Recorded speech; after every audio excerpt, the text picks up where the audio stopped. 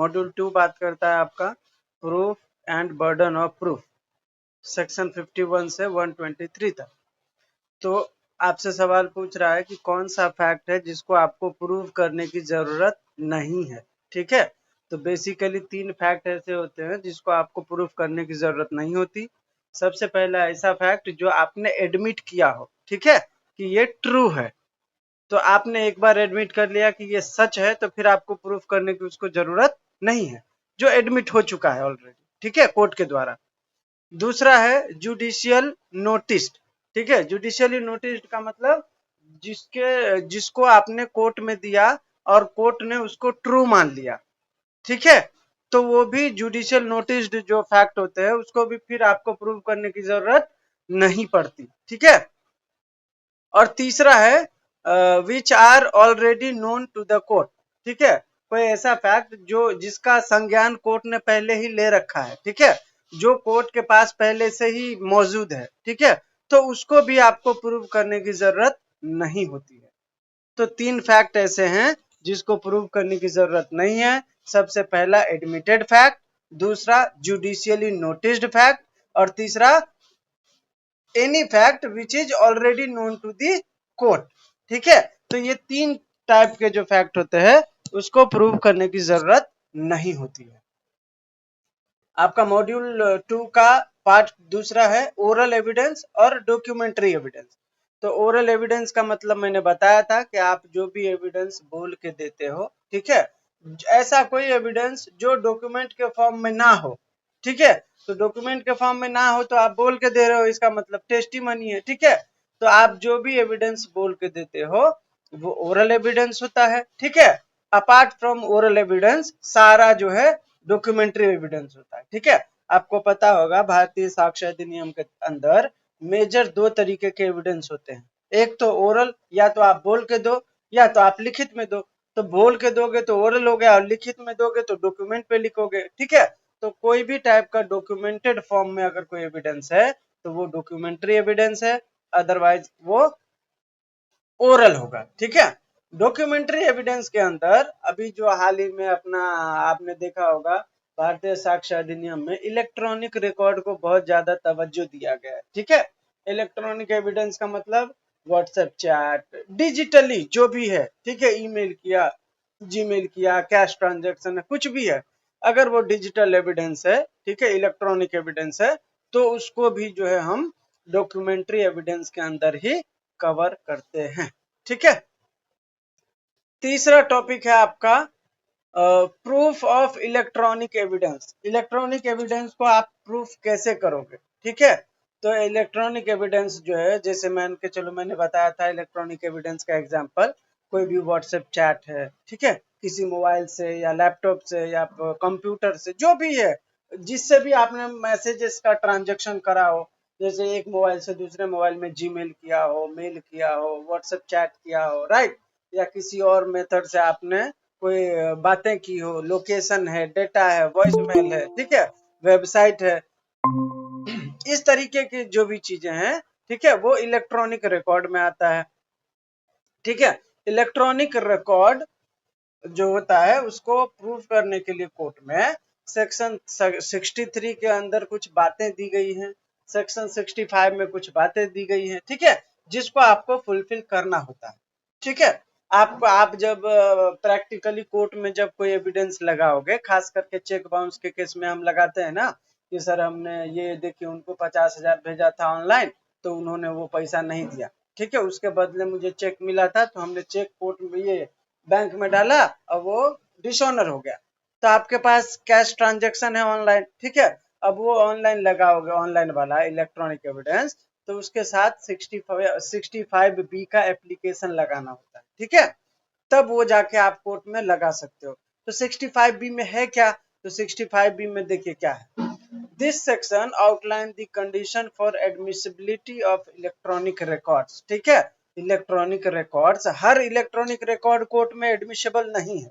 ठीक है, सबसे पहली बात ये। तो कौन कौन से एविडेंस जो है इलेक्ट्रॉनिक एविडेंस जो है एडमिसिबल होगा, तो उसके बारे में 65B में प्रावधान किए गए। ठीक है, तो सबसे पहला है the regular use of computer for lawful activity. जिस भी मोबाइल से या लैपटॉप से आपने वो भेजा था, ठीक है, स्क्रीनशॉट लिया है, वो लॉफुल पर्पज के लिए काम हुआ होना चाहिए उस फोन में। ऐसा नहीं है कि वो फोन इलीगल काम के लिए रखा था, अब उस फोन का जो है चार्ट आप दिखा रहे हो, तो ऐसा नहीं। लॉफुल एक्टिविटीज के लिए वो रेगुलर यूज में रहा हो, तब उसके साथ आपको 65B का एप्लीकेशन देना है।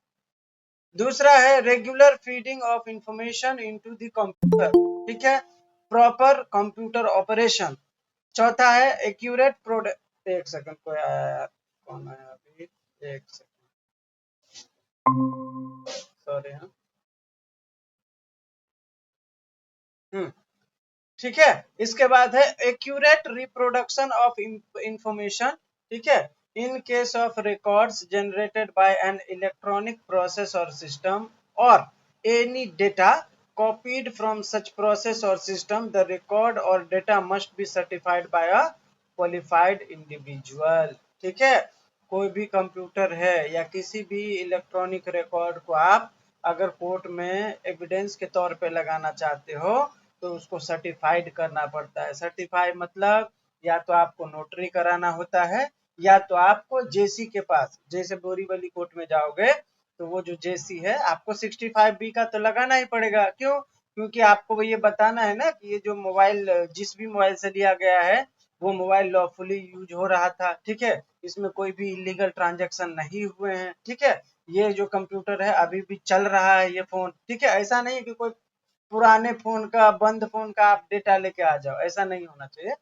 तो इस सब के लिए आपको 65B का लगाना ही होता है, और इसके बाद आपको उसको सर्टिफाई भी कराना होता है, ठीक है।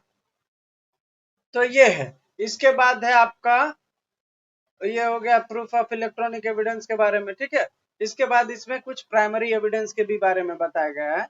प्राइमरी एविडेंस का तो मैंने बताया ही था। प्राइमरी एविडेंस का मतलब जो भी एविडेंस आपके पास रियल फॉर्म में हो, ओरिजिनल फॉर्म में है, ठीक है, वो होता है आपका प्राइमरी एविडेंस। फोर्थ टॉपिक है आपका भारतीय साक्ष्य अधिनियम में प्राइवेट एंड पब्लिक डॉक्यूमेंट, ठीक है। तो पब्लिक डॉक्यूमेंट का मैंने बताया था शुरू में भी, अभी भी मैं पढ़ के फिर से बता देता हूँ।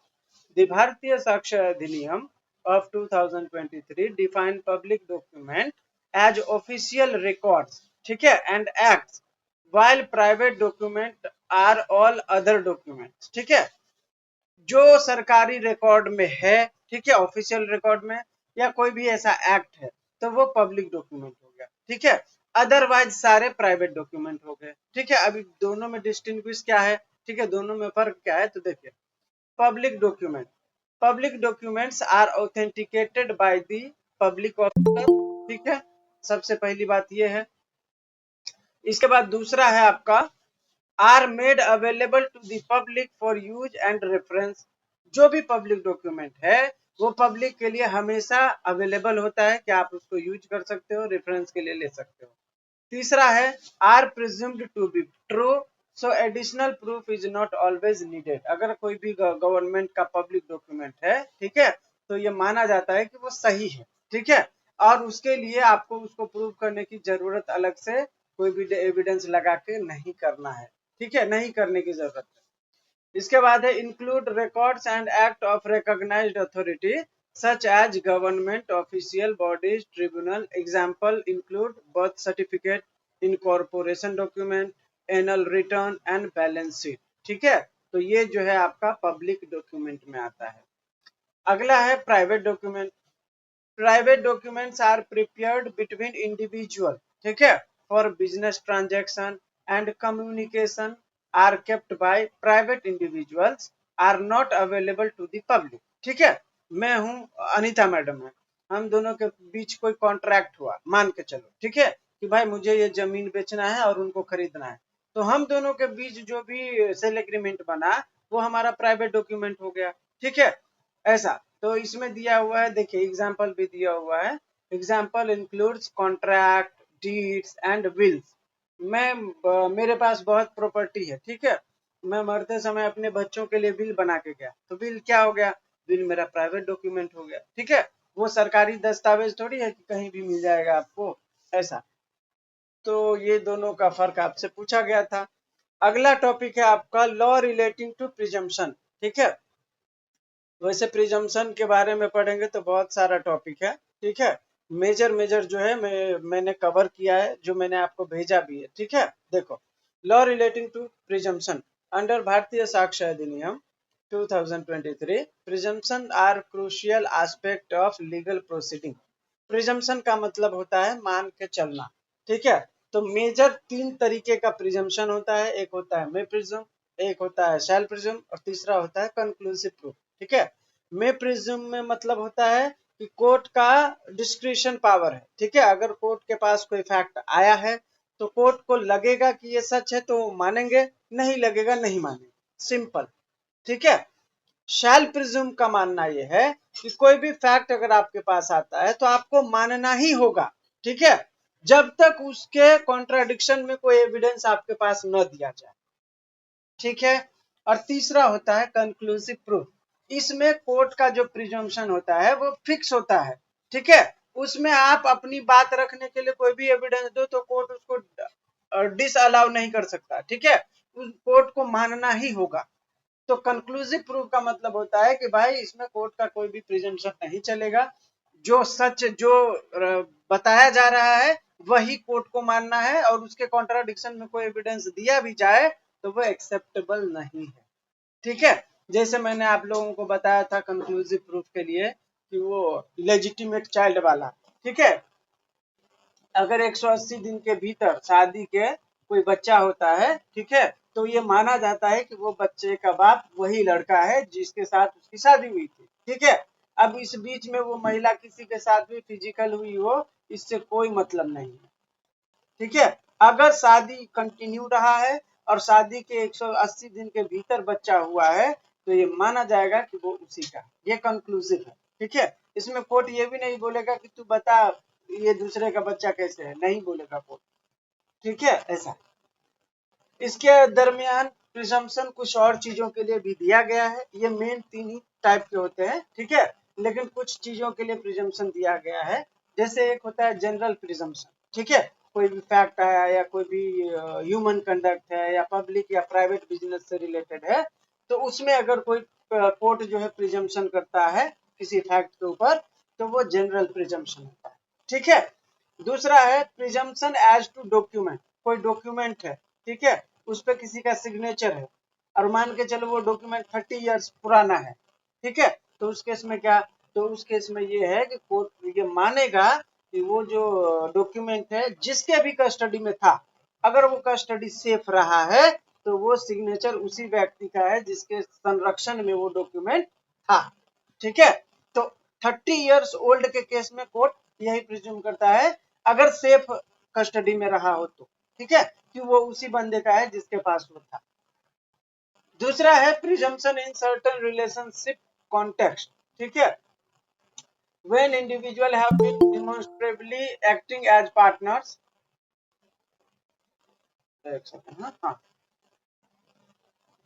हाँ, सेक्शन 112 में है when individuals have been demonstrably acting as partner, landlord and tenant or principal or agent, anyone claiming that such a relationship does not exist or has ended must provide proof to support their claim, ठीक है। कोई मान के चलो मैं landlord हूँ, ठीक है, या मेरा कोई भाड़ोत्री है, कोई मालिक है कोई नौकर है, ठीक है। कुछ ऐसे रिलेशनशिप हैं जहां पे वाइकेरियस लाइबिलिटी भी फॉल हो सकता है। ऐसी परिस्थिति में अगर आपको लगता है कि ये रिलेशनशिप इंड करना है, ठीक है, तो आपको प्रूफ करना पड़ेगा आपका क्लेम कि उसके साथ रिलेशनशिप था भी या नहीं था, ठीक है।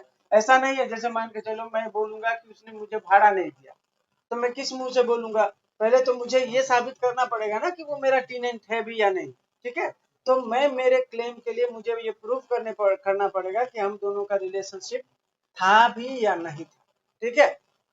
तीसरा है presumption as to gadget in electronic और डिजिटल रिकॉर्ड, सेक्शन 81 में बताया है the court presumes the digital record to be genuine and accept it as valid evidence of the individual's traffic violation unless the individual can provide evidence to the contrary, ठीक है। कोई भी court के पास digital record दिया जाता है, ठीक है, तो कोर्ट उसको एक्सेप्ट करेगा जेन्युइन मान के, ठीक है, खास करके ये ट्रैफिक वायलेशन का अगर कुछ ऐसा डॉक्यूमेंट है तो, ठीक है, अनटिल एंड अनलेस सामने वाला उसको उसके कॉन्ट्ररी में कोई एविडेंस नहीं देता। ठीक है, अगर आपने कॉन्ट्ररी में दे दिया कि नहीं ये जो बोल रहा है वो गलत है, ये एविडेंस देखिए, तब आपका बात सुनेगा कोर्ट, नहीं तो ये मान के चलेगा कि वो जो एविडेंस है वो वैलिड है। ठीक है, इसके बाद है प्रिजम्पशन एज टू मैप और plans made by authority of government. तो ये बहुत सारा, चलो ठीक है पढ़ ही देता हूँ, लास्ट ईयर क्या है इसको। ठीक है, देखो, प्रिजम्पशन एज टू मैप्स और plans made by authority of government. The court shall presume that maps or plan purporting to be made by government, by the authority of central government or any state government were so made and are accurate, but maps or plans made for the purpose of any cause must be proved to be accurate. ठीक है, तो ये कोई भी government जैसे road बनाते हैं या हाईवे बनाता है या कोई भी कुछ ऐसा चीजें बनता है तो उसमें मैप पहले पास होता है, ठीक है, नक्शा कि ये इस हिसाब से बनाया जाएगा। ठीक है, या कोई भी प्लान जो कि सेंट्रल गवर्नमेंट के अथॉरिटी ने बनाया है, अब वो सही है या गलत है, ठीक है, उसको कोर्ट जब वो अपने अंडर मिलेगा, ठीक है, तो उसको कोर्ट ये नहीं कि दिया है तो वो सही ही है, कोर्ट ऐसा नहीं करेगा, कोर्ट बोलेगा कि भाई आप इसको प्रूव कर, ठीक है, ये एक्यूरेट है या नहीं, तो must be prove to be accurate. ऐसा नहीं है कि स्टेट सेंट्रल गवर्नमेंट ने दिया है, उनके अथॉरिटी ने दिया है तो जेन्यून ही होगा, नहीं, कोर्ट बोल सकता है उसको कि भाई आपको प्रूव करना है कि ये सही है या नहीं। इसके बाद है presumption as to confession. A confession made by an accused person is recorded and signed by the magistrate. The court will assume that the confession was taken properly and that the document is authentic. कोई भी magistrate के सामने कोई भी बंदा अगर ये confession देता है, ठीक है, और उस बंदे का उस पे साइन है, तो कोर्ट ये मान के चलता है कि उसने सही बोला होगा। ठीक है, कोर्ट फिर उसमें ये आनाकानी नहीं करेगा कि ये झूठ बोला होगा या सच।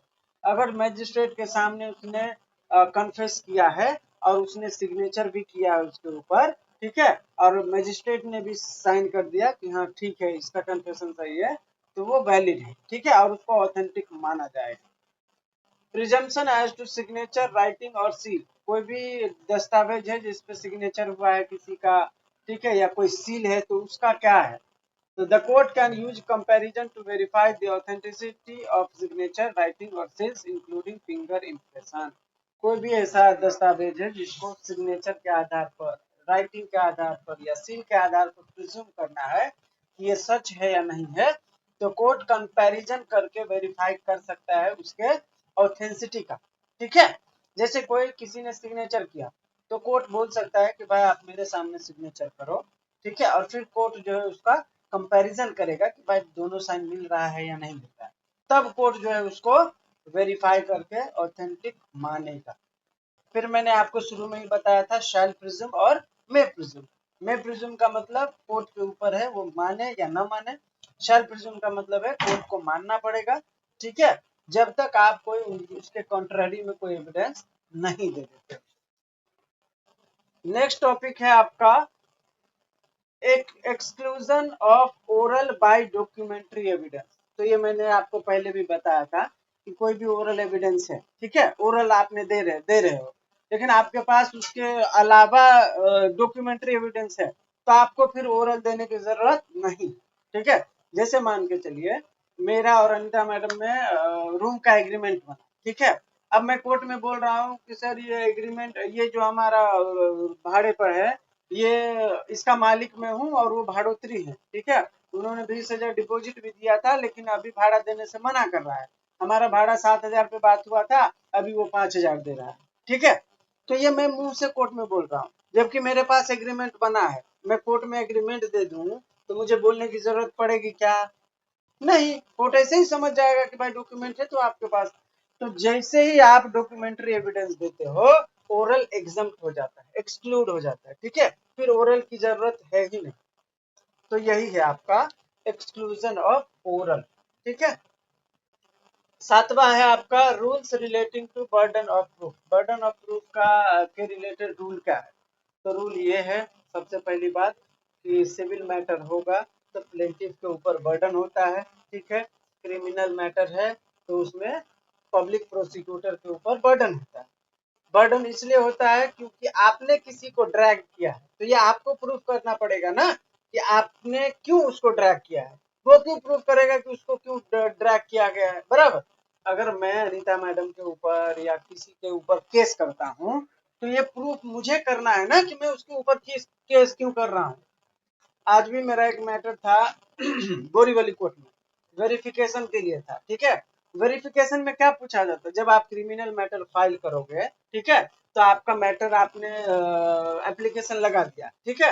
एप्लीकेशन लगने के बाद जेसी जो है आपको एक तारीख देगा, इस तारीख को आपका पहला तारीख है, ठीक है।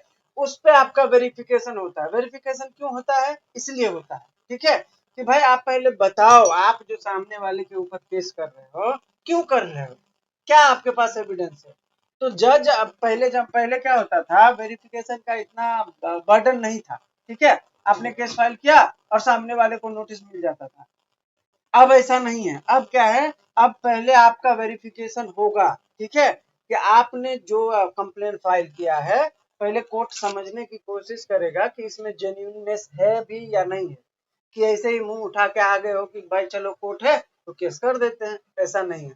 अगर कोर्ट आपके बातों से सेटिस्फाई नहीं होगा तो कोर्ट वहीं का वहीं आपका केस वापस दे देगा, कैंसिल करके। आप किसी शरीफ के ऊपर थोड़ी केस कर सकते हो, केस करने का ऑफर मिला है तो, बराबर। तो ये है, तो वेरिफिकेशन का यही मकसद रहता है। वेरिफिकेशन में क्या पूछते हैं, जज ये केस आपने फाइल किया है, हाँ सर, क्या हुआ था आपके साथ, क्यों इसके ऊपर केस कर रहे हो। तो फिर बोलेगा कि सर ये पैसा लिया था, नहीं दे रहा है। तो कब लिया था पैसा, आपने मांगा, कितने बार मांगा, क्या लगता है आपको केस करने से ये दे देगा। मतलब पूरा एकदम बारीकी से पूछा जाता है। तब अगर जज सेटिस्फाई होता है उसके सवाल ये बातों से कि नहीं ये सही में एग्रीव्ड पर्सन है और सामने वाला सही में दोषी है, तब उसका वेरिफिकेशन के बाद इशू प्रोसेस होता है, ठीक है। इशू प्रोसेस का मतलब भाई सामने वाले को अब जो है समन भेज दो, ऐसा, ठीक है। तो ये होता है। तो वेरिफिकेशन क्यों कराते हैं, ये बर्डन ऑफ प्रूफ है। ये जब मैं केस फाइल करूंगा तो मेरे ऊपर होना ही चाहिए, सही बात है कि भाई तू प्रूव कर क्यों कर रहा है सामने वाले के ऊपर। सामने वाला जब आएगा तब आएगा ना, अभी तो तुमको प्रूव करना है ना। तो ये होता है। तो बर्डन ऑफ प्रूफ जो होता है ना, हमेशा उसके ऊपर होता है जिसने सूट फाइल किया। इसका एक्सेप्शन क्रिमिनल केस में डाउरी डेथ है बस। डाउरी डेथ में लड़की नहीं बताएगी कि आपका जो है उसके साथ डाउरी डेथ हुआ था, ठीक है, या उसके पेरेंट। अपोजिट पार्टी जो होता है, जो अक्यूज पार्टी होता है, वो प्रूफ करेगा कि भाई ये डाउरी डेथ नहीं था, ठीक है। एक एक्सेप्शन वही है, बाकी हर केस में जो विक्टिम होती है, जो पब्लिक प्रोसिक्यूटर होता है, उसको प्रूफ करना होता है कि उसने सामने वाले को क्यों ड्रैग किया, ठीक है। मेजर ये है। नेक्स्ट है आपका rules relating to estoppel. Estoppel का मतलब पहले भी बताया था मैंने कि भाई जब आप किसी को लॉफुली ऑथराइज कर देते हो तो आप बाद में उसको रोक नहीं सकते, ठीक है। मान के चलिए मेरे पास कोई प्रॉपर्टी था और मेरे पास उस प्रॉपर्टी का फिलहाल कागज नहीं था, तो मैंने बेच दिया अपना प्रॉपर्टी मान के। बाद में कोई इंसिडेंटली वो प्रॉपर्टी मेरे ही हाथ में आ गया, तो अब मैं ये नहीं बोल सकता कि मैं तुमको ये जमीन नहीं दे सकता क्योंकि अरे तब तो मेरे पास नहीं था, नहीं। आपने लॉफुली दिखा के कि ये जमीन आपका है और आपने पूरा लॉफुली उसको बेच दिया, अब आप उसको रोक नहीं सकते, आप डिनाई नहीं कर सकते ऑनरशिप से। तो ये होता है स्टॉपल। स्टॉपल का मतलब सीधा कि भाई आपने अगर किसी को लॉफुली अथॉरिटी दी है तो आप उसको फिर प्रिवेंट नहीं कर सकते, डिनाई नहीं कर सकते। वीमेन एंड चिल्ड्रन, ठीक है। देखिए सबसे पहला आपका है sexual harassment of women at work place. आज मैं ये लेने वाला था बुक लेकिन नहीं था उसके पास एक्ट, ये वाला देखो मैंने भेजा है ग्रुप में, अगर किसी को पढ़ना हो तो पढ़ सकते हो। आप लोगों को जब ये किसी पर्टिकुलर एक्ट से पूछा जाए तो सबसे पहले आप इंट्रो लिखना, ठीक है। इंट्रो इंट्रो में क्या लिखना है, ये एक्ट कब आया था, क्यों आया था और कैसे आया था, ये तीन चीजें आपको इंट्रो में लिखना है, ठीक है। इसके बाद आपको आ जाना है सीधा मुद्दे की बात पर। आपको ये फिर ये बैकग्राउंड ये सब इतिहास नहीं बताना, आप इंट्रो बताओ, मुद्दे पे आओ और बताओ कि क्या है, ठीक है। हालांकि मैंने जो आपको आर्टिकल भेजा है उसमें बहुत अच्छे से एक्सप्लेन किया है, ठीक है। सबसे पहले बैकग्राउंड बताया है कि भाई आपको किसी एक्ट के बारे में कैसे लिखना है। An important piece of legislation in India, the Prevention of Sexual Harassment of Women at Workplace Act 2013, aims to prevent and address sexual harassment faced by women in the workplace. ठीक है? So the question arises, what was the need to enact such law? क्या जरूरत था ऐसे law बनाने का? क्या 2013 से पहले ऐसा कोई एक्ट नहीं था, केस नहीं होता था, क्यों अभी जरूरत पड़ गया? ठीक है। And prior to 2013 how were workplace sexual harassment case dealt with? अगर 2013 से पहले कोई केस हुआ था तो उसको कैसे डील किया जाता था? ठीक है। To gain a better understanding of this topic we need to go back in the time and understand the Bhanwari Devi case. ठीक है, which is known as कौन सा था, अरे किसका नाम था ना, विशाखा, सॉरी विशाखा। विशाखा में असल कहानी भंवरी देवी का ही था, जो राजस्थान में वर्क करती थी आंगनबाड़ी में। ठीक है, वो आंगनबाड़ी की सेविका होने के नाते उनका ये धर्म था, ठीक है, कि वो अगर कहीं चाइल्ड मैरिज हो रहा है तो उसको रोके। गलती उस महिला से ये हुई कि वो एक राजघराने के बच्चे का शादी होने वाला था, उसमें लोग आए थे उनको देखने, वो वहां पे जाके इंटरप्ट कर, ठीक है, कि आप बच्चे का आप मंगनी वंगनी कर रहे हो, ये अपराध है। ठीक है, तो उससे क्या हुआ, वो तो रिश्ता टूट गया, लेकिन उस राजा महाराजा के जो घर था ना, रजवाड़ी लोग थे, उसको बहुत बुरा लगा, ये मेरे यार इतना, मतलब ये मेरे यहाँ पे आके पूरा इज्जत का फालूदा करके गई, इसका तो बदला लेना पड़ेगा। ठीक है, तो एक दिन क्या होता है, वो शायद खेत वेत में काम कर रही होती है या कुछ ऐसा, खेत वेत में काम नहीं, मतलब वो वर्किंग में ही आई थी कहीं पे। ठीक है, तो उस समय पे ये जो रजवाड़ी लोग थे, वो कुछ लोग मिलके उनके साथ ये गलत काम किया। ठीक है, तो वो क्या था, गौरी देवी का उतना नाम वाम नहीं था, तो एक ऑर्गेनाइजेशन सामने आया जो इनके केस को आगे बढ़ाया। ठीक है, जिसका नाम था विशाखा। ठीक है, ये पीआईएल का केस है, किसी किसी को नहीं पता होता है, ये जो विशाखा एनजीओ था, वो एक पीआईएल डाला कि महिला के साथ वर्क प्लेस पे अगर ऐसा होता है तो ये तो गलत है। ठीक है, तब सुप्रीम कोर्ट ने संज्ञान में लेते हुए कहा था कि ये तो आर्टिकल 14, 19, 21 का वायलेशन है। ठीक है, अगर किसी महिला के साथ वर्क प्लेस पे ऐसा होता है। तो ये था ओवरव्यू। ठीक है, अभी मैं पढ़ता हूँ थोड़ा विस्तार से। देखो क्यों आया था यार, देखो, in the year 1992 Bhanwari Devi A Dalit social worker in Rajasthan who was employed as Sathin in the government women development program was gang raped by 5 men for her effort to prevent child marriage. ठीक है, she faced many obstacles, threats and delays in the legal proceeding. The accused in this case were found not guilty. However, her case led to the formation of the Vishakha guideline. ठीक है, ये मतलब इतनी दलित social worker थी, ठीक है, गांव घर में इनका कोई इतना नहीं था नाम, तो और वो जो था सामने वाला वो रजवाड़ा था, पैसे वाला था, तो वो सारा एविडेंस सब खरीद वरीद के मतलब इतना तक पहुंचा दिया कि उसमें कोई गिल्टी ही नहीं है, कोर्ट ने यहाँ तक मान लिया था। ठीक है, लेकिन इनका आवाज उठाया था, ये एक एनजीओ था, ठीक है, विशाखा करके, उन्होंने इनके ऊपर जो है सुप्रीम कोर्ट तक गई वो, और फिर सुप्रीम कोर्ट में जब ये मैटर आया तो सुप्रीम कोर्ट ने बहुत सारे गाइडलाइन दिए। ठीक है, फिर उस गाइडलाइन के आधार पर ये पॉस एक्ट बनाया गया। अब पूरा विस्तार से नहीं पढ़ेंगे, नहीं तो बहुत सारा एक्ट है वो फिर लेट हो जाएगा। अब देखो मेन चीज पढ़ते हैं हम लोग। ठीक है, the supreme court of India through the Vishakha guideline has defined what can be considered sexual harassment. ठीक है, एट वर्क प्लेस। अब गाइडलाइन देखो क्या है, sexual harassment include such unwelcome sexual determined behaviour whether directly or by implication such as physical contact and advances, a demand or request for sexual favors, sexual colored remarks, showing pornography, any other unwelcome physical, verbal or non-verbal conduct of sexual nature। जब ये POS act आया, ठीक है, तो उससे पहले ही supreme court ने sexual harassment को जो है डिफाइन कर दिया था, ठीक है। तो उसी के आधार पर जब ये पॉस एक्ट आया तो उसमें सेक्सुअल हरासमेंट को डिफाइन किया गया कि क्या क्या सेक्सुअल हरासमेंट के अंदर आएगा। तो ये 5 चीजों को मेजरली कवर किया गया।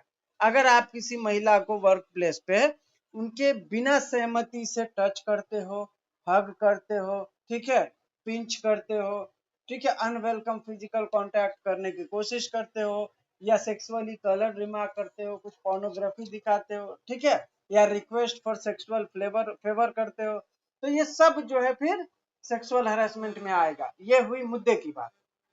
अब इसके बाद क्या होगा अगर किसी महिला के साथ हुआ तो, ठीक है। अब देखो, तो इससे पहले एक और चीज मेजर है, व्हाट इज वर्क प्लेस। हमने सेक्सुअल हरासमेंट पढ़ लिया। अब वर्क प्लेस क्या क्या हो सकता है, तो a place where an individual work to earn his livelihood is called a work place, ठीक है। कोई भी इंडिविजुअल जहां पे काम करता है और वो पैसे कमाता है लिवलीहुड के लिए, ठीक है, तो वो प्लेस जो है वर्क प्लेस होगा, सिंपल। चाहे वो कोई ऑर्गेनाइजेशन हो, चाहे वो कोई लोकल अथॉरिटी के यहाँ पे हो, चाहे कोई कंपनी हो, चाहे कोई इंस्टीट्यूशन हो, चाहे कोई सोसाइटी हो, चाहे कोई अंडरटेकिंग हो, ठीक है, चाहे कोई प्रोफेशनल, कमर्शियल, फाइनेंशियल, किसी भी तरीके का हेल्थ इंस्टीट्यूशन कोई भी हो, इंटरटेनमेंट हो, एजुकेशनल हो, तो ये सारा जो है इंस्टीट्यूशन या हॉस्पिटल्स, नर्सिंग होम, देखो क्या क्या कवर कर दिया इसमें, ये देखो, तो ये सारा जो है वर्क प्लेस के अंदर आएगा। अब जो ये करेगा, ठीक है, उसके लिए पनिशमेंट तो कुछ होगा ना, तो पनिशमेंट का भी प्रावधान किया गया है। देखो, grievances redressal mechanism having rules and regulation and their awareness does not reduce or guarantee a decline in the crime, ठीक है। that's the reason we have a redressal mechanism। there need to be prompt action upon receiving complaint and the process should be confidential। the act has made provision for the effective redressal of the issues, ठीक है। तो अब अगर किसी महिला के साथ ऐसा हुआ है तो वो कहाँ जाएगी कंप्लेन करने, तो इसका तो कुछ प्रावधान होना चाहिए ना। तो ग्रीवेंसेस रिड्रेसल मैकेनिज्म बनाया गया, जिसके अंदर एक पहला आईसीसी बनाया गया, इंटरनल कंप्लेंट कमिटी, मतलब वो ऑफिस में ही होगा, जहां भी महिला काम करती है वहां पे आईसीसी का जो है फॉर्मेशन होना ही चाहिए, ठीक है। अगर किसी कंपनी में जहां पे 10 से ज्यादा एम्प्लॉय हो, ठीक है, अगर 10 से ज्यादा एम्प्लॉय है और वहां पे आईसीसी नहीं है तो फिर उस कंपनी के ऊपर आप केस कर सकते हो, अगर वहां पे महिला एम्प्लॉय है तो, ठीक है। तो 10 से ज्यादा अगर एम्प्लॉय है तो वहां पे आईसीसी होना चाहिए। आईसीसी मतलब इंटरनल कंप्लेंट कमिटी, ठीक है। अब इसमें क्या होगा, 2-4 उनके मेंबर होंगे जिनके पास अगर कोई कंप्लेन आता है तो वो तुरंत जो है उसके ऊपर एक्शन लेंगे। दूसरा है, इसमें फाइल कैसे करेंगे आप, ठीक है। तो आपको जो है सेक्शन 9 के अंदर प्रोविजन बताया है कि आपको कंप्लेन कैसे फाइल करना है। तो अगर आपके साथ कुछ ऐसा हुआ है तो आप जाओगे आईसीसी में, उनको कंप्लेंट दोगे, ठीक है। फिर आईसीसी जो है आपके कंप्लेन के आधार पर इन्वेस्टिगेशन कंडक्ट करेगी। अगर सामने वाले दोषी पाए जाएंगे तो उनको जो है पनिशमेंट मिलेगा, और आपको फिलहाल मेंटल क्या बोलते हैं टेंशन ना हो, तो आपको उतने दिनों तक जब तक ये इन्वेस्टिगेशन चलता है आपको छुट्टी दे दिया जाएगा, ठीक है। आपको उसका पैसा मिलता है इसमें कि मतलब ये महिला जो आ रही थी उनको थोड़ा सा मतलब आराम मिले, और उनका जो भी सैलरी रहेगा उसको वो मिलेगा, ठीक है। इसके बाद जो है देखो, अगला है punishment for sexual harassment। there needs to be some repercussion of for the wrongdoing by a person, ठीक है। if after the completion of the inquiry by committee the allegation against the respondent is proven, they must recommend it to the employer to take action as stated in the relevant policy or service rules। the action may include a warning to terminate, ठीक है, deduction of an amount from the salary or wages of the respondent to be paid to the complainant or to the her legal years. ठीक है. Whenever there are no service rules drafted for the organization, punishment may consist of disciplinary action, including an apology in writing, reprimand, warning, censure, withholding promotion, or pay raise or increment, termination, counselling, community service. ठीक है. हर जो भी जहां पे भी ICC बनेगा, गठन होगा, ठीक है, तो उनका एक जो है अपना सर्विस रूल बनाएगा वो. ठीक है, कि अगर कुछ ऐसा पाया जाता है तो हम ये पनिशमेंट देंगे. अगर कुछ ऐसा रूल नहीं बनाया गया है, ठीक है, तो जनरली क्या कर सकते हैं वो पनिशमेंट के तौर पर, उसके ऊपर डिसिप्लिनरी एक्शन ले सकते हैं, अपोलॉजी ले सकते हैं राइटिंग में. ठीक है, या उसको वार्न कर सकते हैं. अगर उसका प्रमोशन होने वाला था तो उसको प्रमोशन नहीं मिलेगा. ठीक है, उसको टर्मिनेट किया जा सकता है, या किसी अदर तरीके के कम्युनिटी सर्विस के लिए उसको पनिशमेंट दिया जा सकता है. तो ये आपका ओवरऑल जो है ये prevention of sexual harassment at work place था. यहाँ तक सभी को क्लियर है. तो डीपी एक्ट क्यों आया था? तो क्या होता है ना, कभी कभी परिवार में महिला को, ठीक है, प्रताड़ित किया जाता है. जैसे मान के चलो, मैं पढ़ ही देता हूँ यार, जाने दो. देखो इंट्रो भी आप लोग लिखना, इंट्रो मेन होता है. women form the largest group of victim of domestic violence since time immemorial, and violence against women still continue even in the 21st century. ठीक है. women from every social background, irrespective of their age, religion, caste or class, fall victim to domestic violence. However, domestic violence is not just limited to women. Men, children and elderly person can also be victim of it. Domestic violence occurs at all levels of society and at all population groups. In India, 30% women have experienced domestic violence at least once at the age of 15, and around 4% of pregnant women have been experienced spouse violence during pregnancy. ठीक है, ये तो हो गया data. अभी ये जो domestic violence है उसके बारे में. The offense of domestic violence is committed by someone in the victim's domestic circle. It includes family member, relatives, etc. The term domestic violence is often used when there is a close cohabitating relationship between the offender and the victim. The various forms of domestic violence include senior abuse, child abuse, honor-based abuse such as honor killing, female genital mutilation, and all forms of abuse by an intimate partner. In the 21st century, various steps are incorporated to address the social issues of domestic violence. ठीक है, तो ये तो हो गया data. इतना deep में नहीं पढ़ना है अपने को, मैंने आर्टिकल भेज दिया है. इस एक्ट को बनाने का पर्पज क्या था, मेन ये पढ़ना है. ठीक है, तो देखो, सबसे पहला आपने इंट्रो लिख दिया. ठीक है, अब एक्ट के बारे में थोड़ा लिख दो कि भाई इसका ऑब्जेक्टिव क्या था. मेन ये सब बातें आपको लिखना है. ऑब्जेक्टिव के बाद अगर आपको कुछ डेफिनेशन पता हो उस एक्ट का, तो वो एक्ट का डेफिनेशन बता दीजिए. अगर वो एक्ट से किसी लॉ से आया था तो वो केस लॉ लिख दीजिए. तो ये सब जो है आपको याद रहना चाहिए. तो ये कवर हो जाएगा आपका मोटा मोटी. ऑब्जेक्टिव क्या था? देखिए, to identify and determine that every act of domestic violence is unlawful and punishable by law. ठीक है, to provide protection to victim of domestic violence in cases such as such act occur, to serve justice in a timely, cost effective and convenient manner to the aggrieved person, to prevent the commission of domestic violence and take adequate steps if such violence occurs, to implement sufficient program and agendas for the victim of domestic violence, and to guarantee the recovery of such victims, to create awareness. ठीक है, to enforce harsh punishment, to lay down the law and govern in accordance with the international standard for the prevention of domestic violence.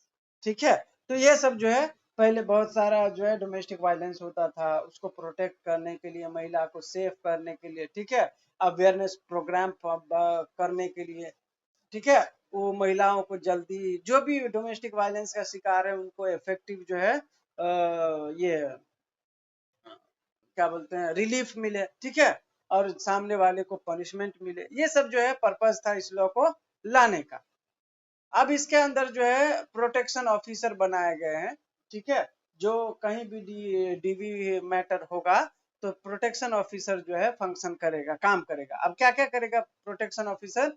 The power and function of protection officer includes to assist the magistrate in order to discharge their duties in accordance with the act, to make a domestic violence incident report to the magistrate after receiving any such incident of domestic violence, and must also forward the copy of police officer in charge of the police station having jurisdiction, to make the application in the prescribed order to magistrate if the aggrieved person claims relief for issuance of the protective order, to make sure that aggrieved person is provided free legal aid under Legal Service Authority Act, ठीक है। तो protection officer का काम क्या है कि अगर कोई भी महिला के साथ डीवी का प्रॉब्लम हुआ है, डोमेस्टिक वायलेंस का कोई केस आया है, ठीक है, तो वो उस केस को पहले अपने स्तर पर जो है पूरा रिपोर्ट बनाएगा, उस रिपोर्ट को जो है मजिस्ट्रेट के सामने रखेगा, मजिस्ट्रेट के साथ ही वो रिपोर्ट एक पुलिस स्टेशन में भी दिया जाएगा जिसका जुरिडिक्शन होगा, ठीक है। फिर वो जो मजिस्ट्रेट है उनके रिपोर्ट के आधार पर जो भी एक्शन उनको लेना होगा वो ले सकते हैं, ठीक है। इसके बाद जो है duties and functions of police officer and magistrate. अब ड्यूटी ऑफ ये जो पुलिस ऑफिसर को हमने दिया था रिपोर्ट या मजिस्ट्रेट को जो हमने दिया था रिपोर्ट, उनके क्या क्या पावर हैं और फंक्शन है उसके बारे में बताया गया, ठीक है। Section 5 of the Protection of Women from Domestic Violence lays down the duties and functions of police officer and magistrate. It states that when a police officer or a magistrate received a complaint of domestic violence, ठीक है, an incident of domestic violence is reported to him or he is present at the scene of occurrence of domestic violence, then they should take the following steps, ठीक है। पहला, they are required to inform the victim about her right to make an application for receiving relief, ठीक है, by way of protection officer, ये तो हमने बताया ही था। They should inform the victim of the accessibility of the service provider. The victim should be informed about the service and duties of the protection officer. They should also inform the victim about her right to free legal aid, जो कि protection officer के संदर्भ में बता ही गया था, ठीक है, कि भाई वो क्या क्या करने वाला है। अगला है आपका duties of shelter homes and medical facility, ठीक है। अगर किसी महिला के साथ डोमेस्टिक वायलेंस होता है तो इनको शेल्टर होम में तत्काल रखा जा सकता है उनके मेडिकल असिस्टेंस के लिए, तो ये बताता है आपका सेक्शन 7, ठीक है। ऐसे अगर मामले हो रहे हैं तो गवर्नमेंट का क्या ड्यूटीज है उसके बारे में भी आपको जो है पढ़ना होगा। इसके बाद जो है इसके अंदर क्या क्या रिलीफ है, तो मॉनेटरी रिलीफ मिलता है, ठीक है। इसके बाद अगर कोई कस्टडी का है मामला तो कस्टडी भी मिल सकता है, ठीक है। इसके बाद जो है प्रोटेक्शन का ऑर्डर पास किया जा सकता है, रेसिडेंस का ऑर्डर पास किया जा सकता है, ठीक है। तो ये सब जो है उनके रिलीफ के लिए है।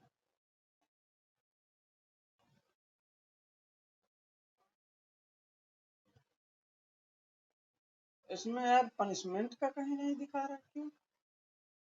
तो सिर्फ रिलीफ ही है, सामने वाले को पनिशमेंट भी तो होना चाहिए ना। हाँ है ना, मतलब उसके लिए पनिशमेंट ये है, the respondent must pay the monetary compensation, ठीक है। तो डीवी एक्ट में जो है मेरे हिसाब से जेल वेल का कोई प्रावधान नहीं है, उसमें मॉनेटरी कंपनसेशन ही है, ठीक है। The respondent must pay the monetary compensation to the victim within the stipulated, and if the fail to do so, then magistrate may direct the employer or debtor of the respondent to directly pay to the victim, okay, ठीक है। अगर कोई भी ऐसा dB का matter आता है तो उस महिला को मॉनेटरी रिलीफ दिया जाता है और वो सामने वाले से ही लिया जाएगा, ठीक है। अगर सामने वाला नहीं दे रहा है तो वो जहाँ पे काम कर रहा है उसके ऑनर को सीधा बोल देगा कि तू इधर पे पैसा दे, ठीक है। तो ये हो गया आपका सेक्स, ये protection of women from domestic violence act. अगला है आपका मैटरनिटी बेनिफिट एक्ट।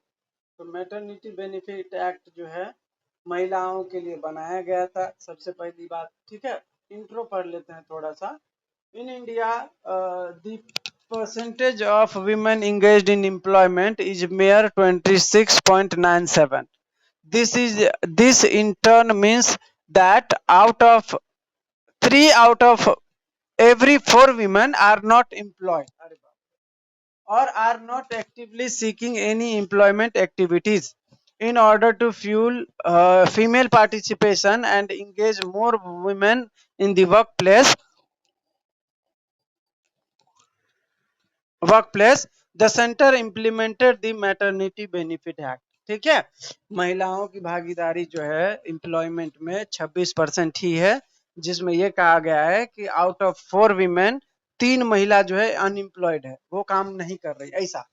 ठीक है, तो महिलाओं के पार्टिसिपेशन को बढ़ाने के लिए मैटरनिटी बेनिफिट एक्ट लाया गया था। ठीक है, इसके अंदर महिलाओं को 26 वीक का जो है रिलीफ मिलता है। महिला को एटलीस्ट 6 वीक पहले जो है वो नोटिस देना होता है कंपनी को। ठीक है, कि मैं यहाँ पे जो है मेरा मैटरनिटी मतलब मैं प्रेग्नेंट हूँ, मुझे लीव चाहिए। ठीक है, उसके बाद जो है उनको 6 वीक पहले दिया जाता है और 20 वीक तक उनका जो है वो एक्सटेंड होता है। कोई महिला अगर मान के चलो किसी कारणवश मतलब गर्भ में थी, मतलब बच्चा देने वाली थी और वो मर गई, तो उनके लीगल ईयर को मैटरनिटी बेनिफिट मिलेगा, लेकिन उनको मिलेगा। ठीक है, ये भी याद रखना। इसके बाद दिया हुआ है any woman as an employee of the establishment that she is part of can exercise her right under this act।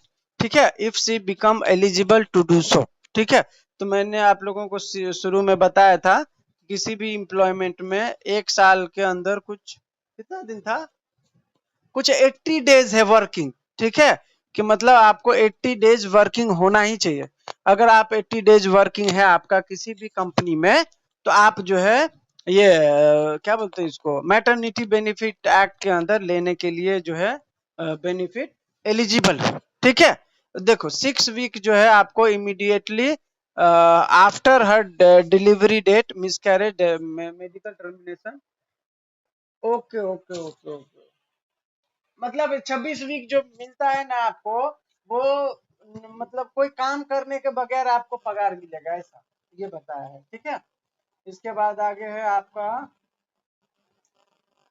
No employer can dismiss, discharge और fire off a woman during the period of absence as taken in accordance with the provision of the act. ठीक है, कोई महिला pregnant है और जिसके कारण से उन्होंने मैटरनिटी बेनिफिट एक्ट लिया के अंदर बेनिफिट लिया था, और इस कारण से अगर कोई कंपनी जो है अपने एम्प्लॉयर को डिसमिस कर देता है या निकाल देता है, या पता चल रहा है कि यार ये तो प्रेग्नेंट है, अब ये मैटरनिटी बेनिफिट के एक्ट के अंदर मेरे से फोकट में पगार लेने वाली है, तो इसको पहले ही निकाल देते हैं। अगर कोई ऐसा कुछ करता है तो ये गलत है और वो ऐसा नहीं कर सकता। ठीक है, ऐसा बहुत होता है, यार ये तो शादीशुदा हो गए, प्रेग्नेंट होगी, इससे अच्छा है पहले इसको फायर कर दो, निकाल दो। ठीक है, तो ये होता है। इसके बाद कुछ मेजर प्रोविजन है जो बताता है मैटरनिटी बेनिफिट का। Section 5, section 6, section 7 provide for the right that women have to receive maternity benefit from their employers।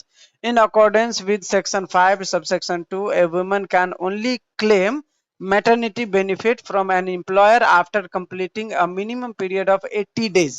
ये मैंने आपको पहले ही बताया था। ठीक है, कि 80 दिन उनको कम से कम काम करना चाहिए, और मिलता कितना है रिलीफ, 26 वीक का विद पे। ठीक है, और एक केस था जिसमें सुप्रीम कोर्ट ने कहा था कि उनको संडे को भी मिलेगा पगार। ऐसा नहीं है कि वर्किंग संडे को नहीं था तो संडे का नहीं मिलेगा, संडे का भी मिलेगा। ठीक है,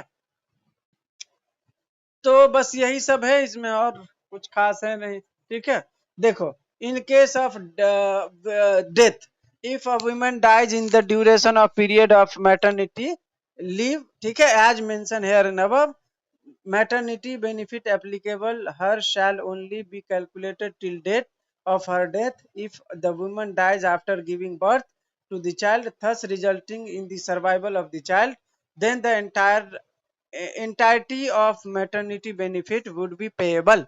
If the child dies during the period when maternity benefit is applicable to the mother, then the mother is expected to pay such maternity benefit. The employer is expected to pay. ठीक है? तो ये है। और इसके बाद अगर वो मर जाती है ना, तो उनके लीगल हेयर जो भी होंगे उनको मिलता है। ठीक है, वो क्लेम कर सकते हैं। बस यही सब है इसमें। ठीक है, इसमें कुछ और एडिशनल भी दिए गए हैं, जैसे देखिए, right to live in case of miscarriage और अबॉर्शन। कोई महिला अगर गलती से, ठीक है, मिसकैरेज कराती है, ठीक है, जैसे होता है ना कभी कभी बच्चा अपने आप पेट के अंदर ही मतलब डेथ हो जाता है या कुछ ऐसा सीन है, तो उस महिला को मतलब मैटरनिटी बेनिफिट एक्ट के अंदर 6 वीक का रिलीफ मिलेगा। ठीक है, आप आराम करो। जैसे मान के चलो कोई महिला थी, अब उसको मतलब कुछ ऐसा प्रॉब्लम हो गया जिसके कारण उसको टर्मिनेशन कराना था, तो टर्मिनेशन के लिए भी उसको 6 वीक का जो है रिलीफ मिलेगा और उसका पैसा मिलेगा। ठीक है, अगर कोई महिला को ट्यूबेक्टॉमी होता है, ठीक है, तो उसके लिए भी उनको जो है 2 वीक का फ्री रिलीफ मिलेगा। ठीक है, इसके बाद अगर कोई महिला इल है, ठीक है, प्रेगनेंसी के दौरान, right to leave for illness arising out of pregnancy. ठीक है, कोई महिला जो है प्रेग्नेंट थी, ठीक है, प्रेग्नेंट अभी अभी हुई है और उसको लगता है कि अभी से वीकनेस है, तो वो तुरंत जो है वीकनेस के कारण भी लीव ले सकती है।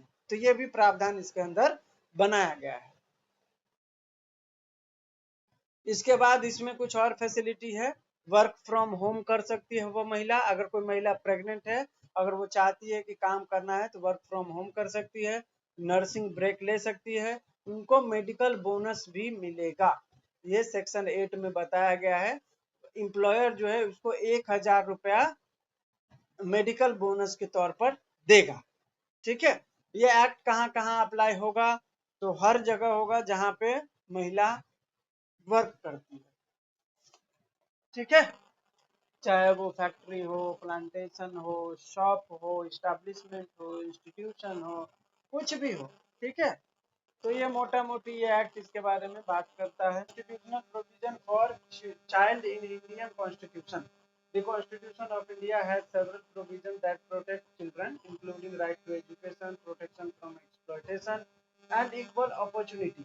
सेक्शन 14 में, आर्टिकल 14 में राइट टू इक्वलिटी दिया है। तो इक्वलिटी का मतलब सब बराबर, बच्चा हो बुजुर्ग हो सब equal. Article 15 right against discrimination. आप बच्चा है तो ऐसा नहीं कि भेदभाव करोगे, नहीं, उसको भी अधिकार है। ठीक है, article 21 right to personal liberty. ठीक है, अब ऐसा नहीं है कि कोई बच्चा है तो वो खेल नहीं सकता, कोई बच्चा है तो पढ़ नहीं सकता, कोई बच्चा है तो खा नहीं सकता, नहीं, जो लिबर्टी आपको है वो लिबर्टी हर बच्चे को।